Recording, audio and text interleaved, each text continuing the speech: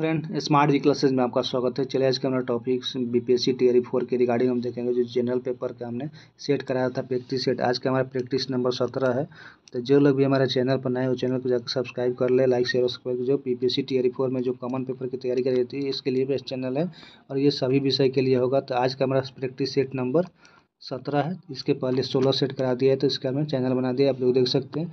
अगर वीडियो अच्छा लगे शुरू से आप लास्ट तक वीडियो देखा, अब अच्छा लगे तो प्लीज़ लाइक और शेयर जरूर कीजिएगा। तो आज हम बीपीएससी का शॉर्ट पेपर इस सेशन में लाए हैं। बीपीएससी के से जो 9-10 में कॉमन पेपर पूछा था मैथ में, तो आपको वही देखने को मिलेगा। हम ये कॉमन पेपर जो करा रहे हैं, सबसे पहले हम ये बीपीएससी टीआरई 4 1 में पूछा गया था, उसी का हमने कॉमन पेपर लिया है। तो आज का हमारा सेशन नंबर 17। तो आज का हम पहला क्वेश्चन देखते हैं। 17 नंबर क्वेश्चन 9 नंबर क्वेश्चन से हमारा शुरू किया गया है। तो आज का हमारा पहला क्वेश्चन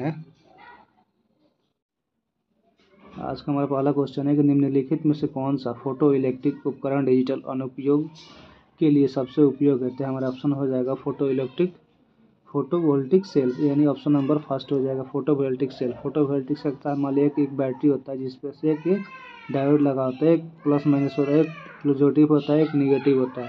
तो हमारे दो प्रति इसका ऑप्शन नंबर हो जाएगा ए नंबर। चलिए अगला क्वेश्चन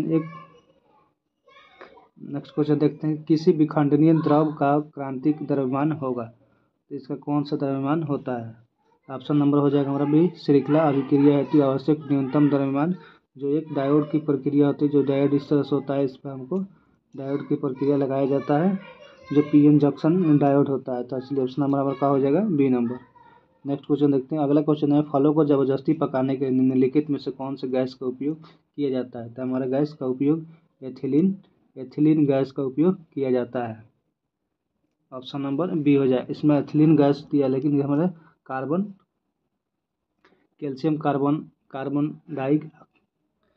कैल्शियम कार्बाइड और एथिलीन गैस का भी प्रयोग फल को जबरदस्ती पकाने में किया जाता है।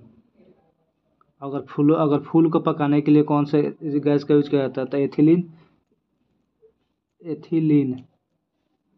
एथिलीन जो होता है ये फूलों को पकाने के लिए किया जाता है। और साइटोकाइनिन जो आरएनए और प्रोटीन में सहायक बना होता है, उसके लिए किया जाता है। चलिए, तो इसका हमारा मेन फल को किया जाता है। फल को पकाने के लिए हमारा एसिटिलीन और गैस का प्रयोग किया जाता है, और साथ ही साथ आपको कैल्शियम। चलिए अगला क्वेश्चन देखते हैं। अगला क्वेश्चन हमारा कि निम्नलिखित में से किसकी ऑक्टेन संख्या 0 है। इसका हमारा ऑप्शन हो जाएगा ई नंबर। इसमें से कोई नहीं, ऑक्टेन 0 के ऑक्टेन संख्या गैसोलीन का प्रति ऑफसेट का गुण प्रदर्शित किया जाता है, जिसमें से CH3 CH2 और CH3 होता है, जिसको एनहेप्टेन नाम से जाना जाता है। तो इसका ऑप्शन हमारा हो जाएगा ई नंबर। चलिए नेक्स्ट क्वेश्चन देखते हैं। अगला क्वेश्चन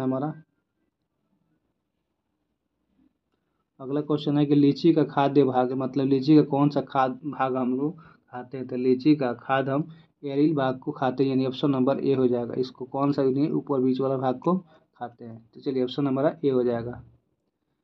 हम लीची कहाँ पर पाया जाता है, तो ये बिहार के मुजफ्फरपुर में सबसे ज़्यादा, यानी 45% भारत में इसका उत्पादन किया जाता है। चलिए अगला क्वेश्चन देखते हैं। अगला क्वेश्चन हमारा कि आणविक ऑक्सीजन का पत्तियों से निकलना कौन से भौतिक प्रक्रिया कहती है।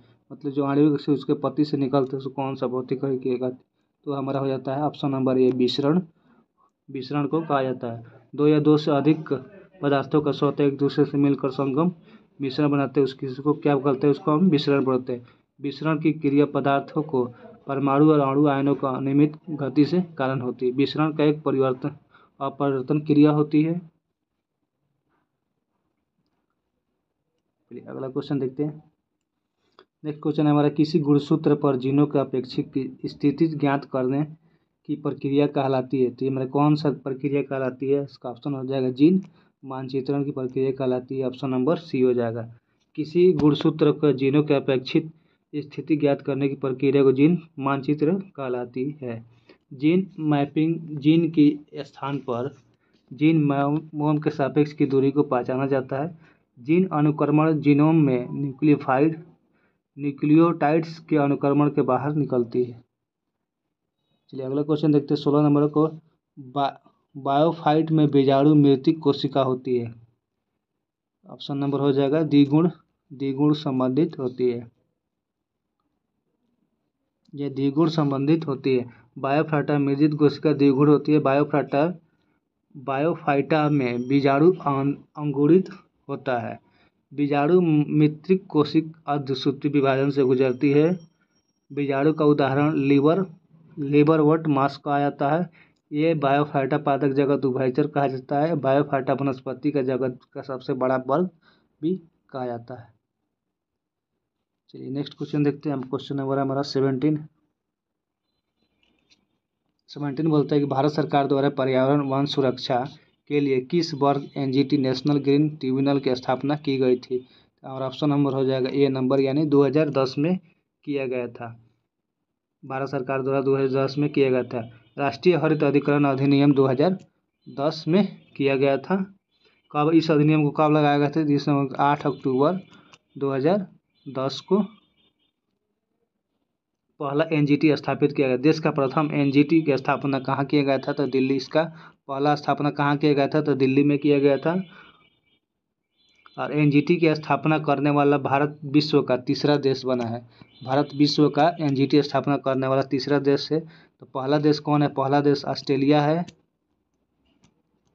ऑस्ट्रेलिया और दूसरा न्यूजीलैंड है। और तीसरा आपको भारत। भारत कब किया गया था? तो 2010 में 18 अक्टूबर 2010 को एनजीटी की स्थापना किया गया था। ये पर्यावरण सुरक्षित रोकने के लिए किया गया था।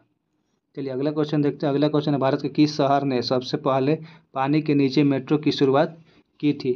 तो ये हमारा ऑप्शन नंबर हो जाएगा, इसमें से कोई नहीं है, क्योंकि भारत ने सबसे पहले कोलकाता में शुरुआत किया है। तो यहाँ पर कोई ऑप्शन में नहीं दिया था, इसलिए ऑप्शन हमारा ई हो जाएगा। देश की पहली अंडर वाटर मेट्रो की ट्रायल कोलकाता में किया गया था, जो 2023 में किया गया था। हुगली हावड़ा के बीच और हुगली नदी के बीच में ये सुरंग स्टेशन बनाया गया था। और अप्रैल 2023 में केरल कोचीन प्रथम वाटर मेट्रो प्रारंभ किया गया है। और विश्व में सर्वप्रथम मेट्रो रेल का परिचालन लंदन में विश्व में लंदन में किया गया था। 1860 में प्रारंभ किया था। 1863 में शुरू किया गया था। कहाँ पर किया गया था? तो ये लंदन फर्स्ट टाइम किया गया था भारत विश्व में। अब भारत ने प्रथम मेट्रो 24 अक्टूबर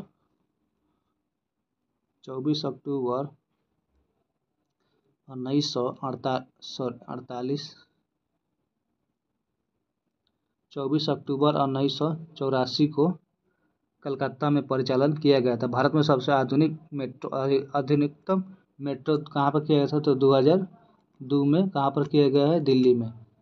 इसलिए इस क्वेश्चन का हमारा आंसर कहाँ हो गया था? तो डी नंबर। अगला क्वेश्चन देखते हैं। क्वेश्चन नंबर 19 है कि भारत की G20 की अध्यक्षता पर्यावरण कार्य समूह की बैठक कहाँ किए गए थे? तो हमारा श्रीनगर में, जम्मू कश्मीर श्रीनगर में किया गया था। G20 की पर्यटक कार्य समूह के श्रीनगर में किया गया था। कब किया गया था? तो मई 2023 में किया गया है। श्रीनगर में किया गया। G20 की स्थापना कब किया गया था? G20 की स्थापना 1999 में किया गया था। सितंबर 2023 में भारत की अध्यक्षता G20 में भारत की अध्यक्षता कहाँ पर किया गया था? तो दिल्ली में किया गया था। चलिए अगला क्वेश्चन देखते हैं। अगला क्वेश्चन हमारा कि इनमें से 20 नंबर क्वेश्चन, इनमें से किसने अंडर 19 बालिका कुश्ती चैंपियन में रजत पदक प्राप्त किया था? ये निर्जला ने रजत पदक प्राप्त किया था। निर्जला कहाँ के रहने वाले? तो ये बिहार के सहरसा जिला की रहने वाले, जिन्होंने अंडर 17 में कुश्ती चैंपियन में रजत पदक जीता है। चलिए अगला क्वेश्चन देखते हैं। अगला क्वेश्चन है कि उपन्यास टॉप ऑफ सैड के लिए अंतर्राष्ट्रीय बुकर पुरस्कार 2022 किसने जीता है? तो इसका ऑप्शन हो जाएगा हमारा गीतांजलि श्री और डेजी रॉकवेल ने जीता था 2022 का पुरस्कार। चलिए अगला क्वेश्चन देखते हैं। नेक्स्ट क्वेश्चन है 22 नंबर क्वेश्चन है कि भारत के 74वें गणतंत्र दिवस पर कौन मुख्य अतिथि थे। तो 74वें गणतंत्र दिवस पर मुख्य अतिथि कौन है। तो इसका हमारा हो जाएगा option number B, Abdel Fattah अल सीसी, जो मिस्र के राष्ट्रपति है। भारत के प्रथम स्वतंत्रता दिवस पर कौन आया था। भारत के पहले स्वतंत्रता दिवस के पर इंडोनेशिया के राष्ट्रपति सुकार्नो मुख्य अतिथि थे। चलिए अगला क्वेश्चन देखते हैं।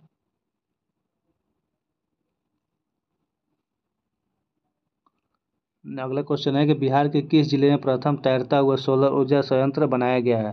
तो ये हमारा सोलर ऊर्जा संयंत्र कहाँ बनाया गया है। तो ये हमारा बिहार के दरभंगा में बनाया गया है। दरभंगा में सोलर ऊर्जा तैरता दरभंगा में बनाया गया है। दरभंगा के केदारवादा में स्थित यह तैरता हुआ सोलर संयंत्र भाग इसकी लगभग क्षमता कितनी है, 2 मेगावाट है। चलिए अगला क्वेश्चन देखते हैं। अगला क्वेश्चन है बिहार में निम्नलिखित में से किसे जीआई टैग मिला है। बिहार में किसे जीआई टैग मिला है। तो ऑप्शन हो जाएगा यानी मगही पान को जीआई टैग मिला है। तो आइए देखते हैं बिहार में कौन कौन से चीज़ को जीआई टैग मिला है। भारत में सर्वप्रथम सबसे पहले आपको दार्जिलिंग चाय को जीआई टैग मिला है। और बिहार में जीआई टैग में देखें तो सिलवासा का खाजा, उसके बाद मधुबनी पेंटिंग, मुजफ्फरपुर के शाही लीची, कतरनी चावल, भागलपुर के सिल्क साड़ी, और भागलपुर के दरजालू आम, मिथिला मखाना, और सिक्की ग्रास हैंडीक्राफ्ट, और सुजनी कढ़ाई, पिपली वर्क्स, मरचा धान और मगही पान को, ये सब बिहार में जीआई टैग प्राप्त मिला है। चलिए अगला क्वेश्चन देखते हैं कि निम्न से सुनिश्चित सूचीवन सूचितों को सुमेलित करना है। इसका ऑप्शन हो जाएगा हमारा बी नंबर, यानी 1 का 2 यानी जो डेल्टा है, और बी का 3, सी का 4 और डी का 1। तो इस तरह से हमने सूची को मिला दिया। चलिए अगला क्वेश्चन देखते हैं। इसमें अगर हम बात करें डेल्टा क्षेत्र में उच्च भूमि के चार्स कहा जाता है। पुरानी जलोढ़ मिट्टी होती है उसको बांगर कहा जाता है, और नवीन जलोढ़ मिट्टी को खादर कहा जाता है। और कयाल शुष्क मौसम को छोड़कर अधिकांश समय समुद्र से जुड़ा रहता है। कयाल मालाबार तट पर स्थित होता है। केरल में लैंगून झीलों को कयाल कहा जाता है। माड़, बेट, चांगर, घाड़, बेला आदि नदियों के समीप पड़ने वाली निचले क्षेत्र की ये सब पंजाबी में पाया जाता है। चलिए अगला क्वेश्चन देखते हैं। अगला क्वेश्चन निम्नलिखित में से कौन सी सहायक नदी ब्रह्मपुत्र से उत्तर दिशा में नहीं मिलती है। तो इसका ऑप्शन हमारा हो जाएगा ई नंबर। इसमें से कोई नहीं है जो उत्तर दिशा हमें मिलती है। इसके 26 का ऑप्शन नंबर ई हो जाएगा। चलिए कुछ नदियों के बारे में देखते हैं। ब्रह्मपुत्र नदी के बाएं से मिलने वाली उपनदियां कौन कौन सी। तो ब्रह्मपुत्र के उपनदी के बाएं से मिलने वाली लोहित धनसिरी, कोलांग और कोलांग दिग नदी है। यही ब्रह्मपुत्र के दाहिने तरफ से मिलने वाली नदी कमार्ग, मानस, ये दाहिने तरफ से मिलने वाली है, और ये बाएं तरफ से मिलने वाली। भारत से होकर बहने वाली सबसे लंबी नदी कौन सा है। तो बाहर से सबसे लंबी नदी कौन सा है। तो ये ब्रह्मपुत्र नदी है। और ब्रह्मपुत्र नदी की कुल लंबाई कितनी है। तो कुल लंबाई 2900 किलोमीटर है। ब्रह्मपुत्र नदी पर गुवाहाटी, डिब्रूगढ़, तेजपुर शहर अवस्थित है। अरुणाचल प्रदेश में ब्रह्मपुत्र नदी को दियांग नदी के नाम से जाना जाता है। चलिए नेक्स्ट क्वेश्चन देखेंगे। अगला क्वेश्चन है हमारा कि लिखापानी हिमनद भारत के निम्नलिखित में से किस राज्य में स्थित है। तो ये हमारा हो जाएगा अरुणाचल प्रदेश में स्थित, ऑप्शन नंबर ए हो जाएगा। जो ये मंजू कांगो बीच मंगोल आदि महत्वपूर्ण ग्लेशियर पर स्थित है। जो पूर्वी हिमाचल का सबसे पूर्ण ग्लेशियर जेमू ग्लेशियर है। चलिए अगला क्वेश्चन है हमारा। नेक्स्ट क्वेश्चन है 28 नंबर क्वेश्चन है कि मगध और अहंग का मैदान किसके हिस्से में है। तो मगध और अहंग का मैदान का हिस्सा गंगा के मैदान का निर्माण हिमालय से निकलने वाली गंगा और उसके सहायक नदी जमुना, गोमती, घाघरा, गंडक, कोसी आदि की निरपेक्ष क्रिया द्वारा बनाया गया है। गंगा मैदान का ढाल दक्षिण पूर्व की ओर है। गंगा के विशाल मैदान को 3 भागों में बांटा गया है। एक होता है ऊपरी गंगा मैदान, दूसरा मध्य गंगा मैदान और तीसरा होता है निम्न गंगा। ऊपरी गंगा मैदान में आपको उत्तराखंड और उत्तर प्रदेश मैदानी आता है और मध्य में बिहार राज्य आता है और निम्न गंगा में आपको पश्चिम बंगाल और बांग्लादेश आता है। चलिए नेक्स्ट क्वेश्चन देखते हैं। अगला क्वेश्चन है हमारा। नेक्स्ट क्वेश्चन है कि जलप्रपात नदी निम्नलिखित जोड़े में से कौन सा जोड़ा सही सुमेलित नहीं है। इसका ऑप्शन हमारा हो जाएगा डी नंबर। इसमें से एक से अधिक जोड़ा सुमेलित है। तो सबसे पहले देखते हैं कि जलप्रपात नदी के जोड़े के उपयोग में से कौन सा जोड़ा सुमेलित नहीं है। तो अगर कुछ जलप्रपात नदी की बात करेंगे तो कपिल धारा जलप्रपात जो नर्मदा नदी पर है,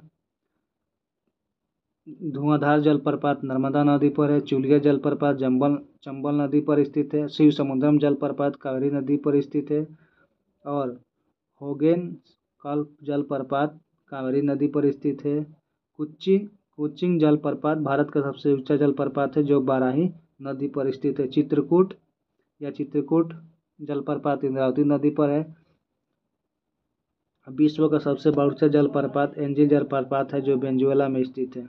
वेनेजुएला धुआंधार। चलिए अगला क्वेश्चन देखते हैं।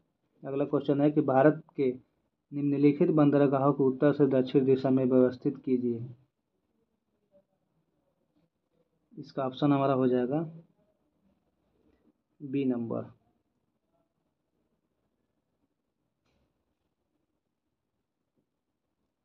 पहले हो जाएगा विशाखापट्टनम, फिर हो जाएगा काकीनाडा, फिर मछलीपट्टनम, फिर हो जाएगा नागपट्टी। 4।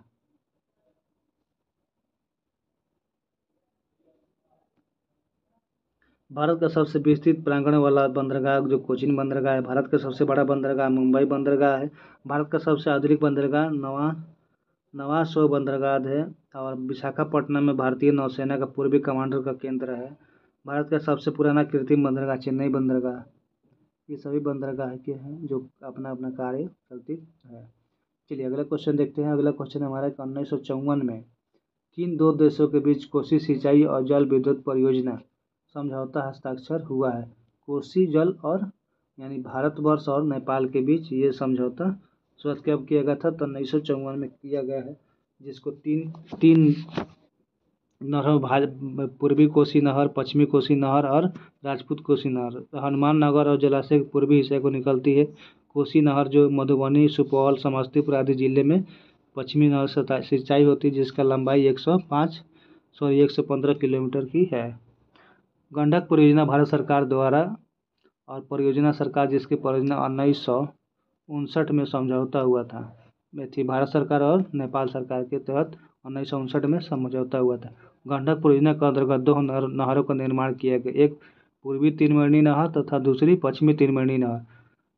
पश्चिमी तिरमणी नहर को सारण के नहर नाम से जाना जाता है और पूर्वी तिरमणी को तिरहुत नहर के नाम से भी जाना जाता है। अगला क्वेश्चन देखते हैं। नेक्स्ट क्वेश्चन है कि RL सिंह वर्गीकरण स्कीम के अनुसार बिहार किस प्रकार के जलवायु प्रदेश में आता है। तो बिहार हमारा उपांद्र संक्रमणकालीन जलवायु के नाम से आता है। जो RL सिंह है ना, ये BHU में भूगोल विभाग के प्रभारी थे, जो बिहार में मानसूनी जलवायु को उसने उष्ण उपोष्ण कटिबंधीय जलवायु भी कहते हैं। कोपेन जलवायु वर्गीकरण के अनुसार उत्तर बिहार प्रदेश में जो CWG के रूप में बताया जाता है। चलिए अगला क्वेश्चन देखते हैं। अगला क्वेश्चन है कि भारतीय राष्ट्रीय कांग्रेस के किस अधिवेशन में पूर्ण स्वराज का सिद्धांत गृहीत किया गया था। तो ये हमारा हो जाएगा ऑप्शन नंबर बी, यानी लाहौर अधिवेशन 1929 के कांग्रेस अधिवेशन में बोला गया था पंडित जवाहरलाल नेहरू के समय जो लाहौर में पूर्ण स्वराज का प्रस्ताव पारित किया गया था 1929 में। कांग्रेस अधिवेशन के ऐतिहासिक अधिवेशन था जिसमें कांग्रेस का लक्ष्य रखा था कि स्वतंत्रता घोषित किया जाता है। इस कांग्रेस अधिवेशन में प्रस्ताव पारित किया गया था कि 26 जनवरी को प्रत्येक वर्ष स्वाधीनता दिवस मनाया जाएगा और 26 जनवरी 1930 को भारत के प्रथम बार कांग्रेस में अखिल भारतीय स्तर पर स्वाधीनता दिवस मनाया जाएगा। और 1893 ईस्वी में लाहौर कांग्रेस अधिवेशन की अध्यक्षता दादा भाई नौरोजी ने किया था और मुस्लिम लीग के लाहौर अधिवेशन 1940 में द्विराष्ट्र सिंध का प्रतिपादन किया था जो 23 मार्च को प्रस्तावित कर दिए अलग देश बनाने की मांग किया गया था। और कानपुर से अध्यक्षता किसने किया था, तो कानपुर से हमारा सरोजनी नायडू ने किया था और कराची अधिवेशन किया था डॉक्टर सर ने किया था। चलिए अगला क्वेश्चन देखते हैं। अगला क्वेश्चन है हमारा कि पंजाब में कूका आंदोलन का प्रारंभिक उद्देश्य क्या था। पंजाब में कूका आंदोलन का प्रारंभिक उद्देश्य था कि सिख धर्म को परिष्कृत करना। कूका आंदोलन पंजाब में एक धार्मिक राजनीतिक आंदोलन था। कूका सिखों के मुख्य धारा के सिख धर्म का हिस्सा नहीं था। कूका जाति उन्मूलन, अंतर्विवाह, विधवा पुनर्विवाह की अनुमति, शराब, मांस और नशीली दवाओं से परहेज करते थे। कूका आंदोलन की शुरुआत भगत जवाहर मल एवं उनके शिष्य बालक सिंह ने पश्चिमी पंजाब में की थी। भगत जवाहर को सियान साहिब के नाम से भी जाना जाता है। सिखों के नामधारी संप्रदाय के लोग को कूका कहा जाता है। कूका विद्रोह 1872 ईस्वी में हुआ था। कूका विद्रोह मलेरकोटा में खूनी कांड से उल्लेखनीय घटना थी। कूका विद्रोह का नेतृत्व सतगुरु बाबा राम सिंह ने किया था। ये सब कूका विद्रोह से संबंधित था। चलिए अगला क्वेश्चन देखते हैं।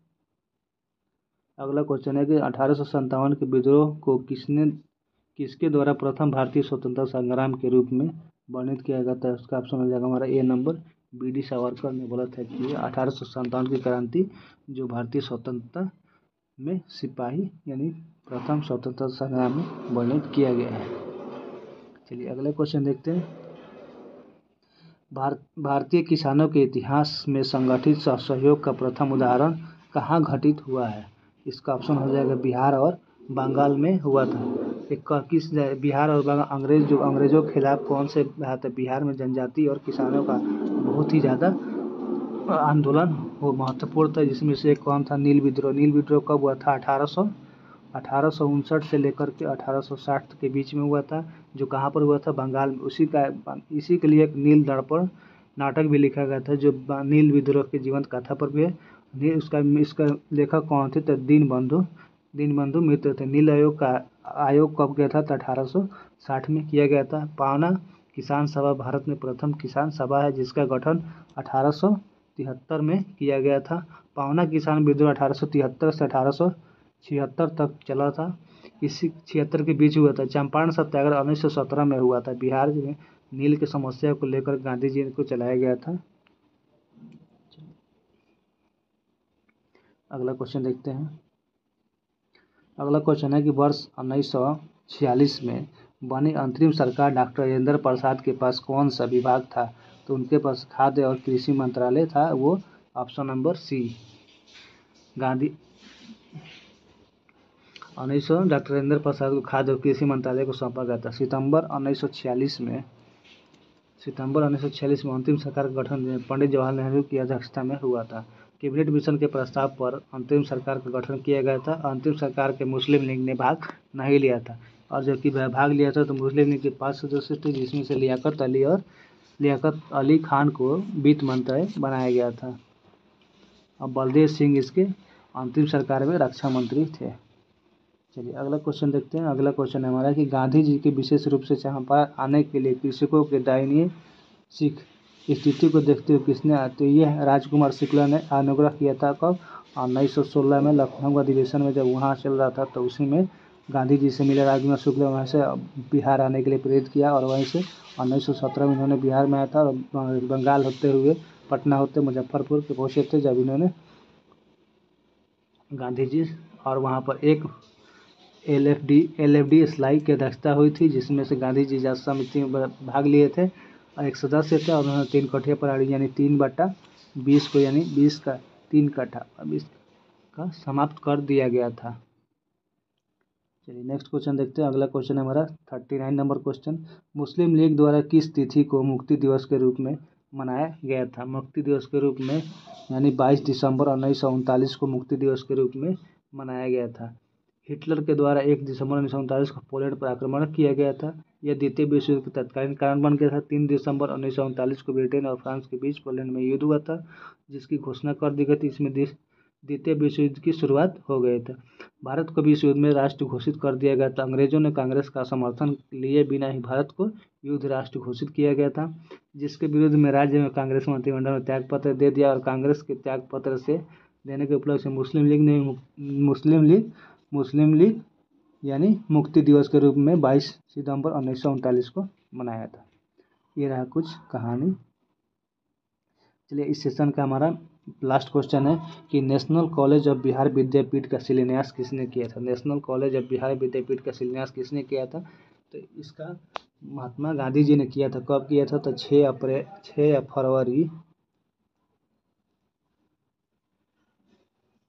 फरवरी 1921 को इन्होंने बिहार विद्यापीठ की स्थापना किया था। Bihar national college of Bihar Vidyapeeth के शिलान्यास किए थे और असहयोग आंदोलन की शुरुआत भी 1 अगस्त 1920 को महात्मा गांधी द्वारा शुरू किया गया था। असहयोग आंदोलन में नकारात्मक और सकारात्मक 2 पहलू थे। सकारात्मक पहलू में ही बिहार विद्यापीठ की स्थापना की गई थी और 10 फरवरी 1921 को काशी विद्यापीठ की स्थापना बाबू शिवराम प्रसाद गुप्त और भगवान दास के ने बनारस में किया था। असहयोग आंदोलन चोरा चोरी कांड में दुखी होकर गांधी जी ने 12 फरवरी 1922 को असहयोग आंदोलन वापस समाप्त कर दिया। तो ये रहा हमारा 40 क्वेश्चन का हमने इस सेशन में डिस्कस किया था। जो लोग भी हमारे चैनल पर नए हो जाओगे, प्लीज़ आपको चैनल अच्छा लगे, वीडियो अच्छा लगे तो प्लीज़ एक बार लाइक जरूर से और लाइक शेयर और सब्सक्राइब जरूर कीजिएगा। और ये रहा हमारा 17 नंबर सेट था, जिसमें ये हमारा कॉमन पेपर कब का पूछा गया था। ये हमारा कॉमन पेपर बीपीएससी टीआरई 1 में, ये बीपीएससी टीआरई 1 में आपको कॉमन पेपर का क्वेश्चन पूछा गया था। तो ये कॉमन पेपर आप सभी विषय के लिए देख सकते हैं, यानी 1 से लेकर के आपके 12th क्लास तक जो भी कंपैरिजन पूछा जाता है कॉमन पेपर, उसमें सभी में वह काम करेगा। तो चलिए आज का हमारा सेशन यहीं पर रखते हैं, नेक्स्ट वीडियो में मिलते हैं। तब के लिए धन्यवाद।